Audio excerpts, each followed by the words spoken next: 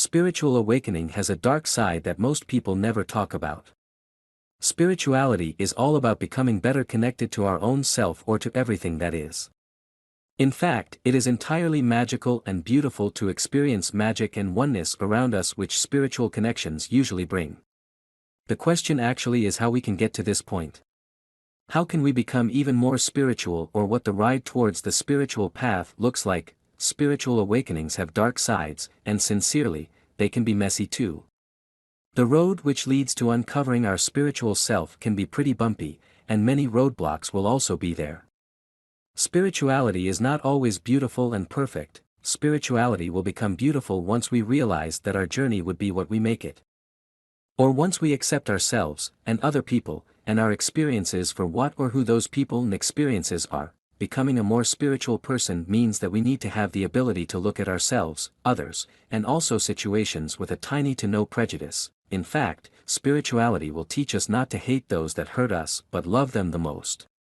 Moreover, it will teach us to learn the lessons from every wound, right before healing it. However, this does not really paint the perfect picture of Zen vibes, right? Isn't spirituality about making us happier and calm? Many people are not aware of this fact, but what often triggers spiritual awakenings are traumatic events or events which will change our lives. Such eventful sessions usually send us into a spiral, and sometimes upward, while other times downward. Then we start looking at our life from another perspective, and usually, this will lead to a spiritual treasure hunt. Then, we begin seeking answers, as we know that there has to be a particular reason for everything that happens.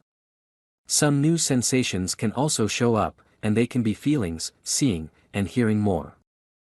Finally, we will start accepting the idea which says that there is probably something more to the experience than our eyes can meet. Again, we are going to search for responses. Usually, when we start awakening, we will feel completely disconnected from the people around us, just like we peel away from the old lives we once lived. It will be a beautiful, or painful, and confusing time at the same time. What happens is that the soul wakes up and looks to unbury the person we really are.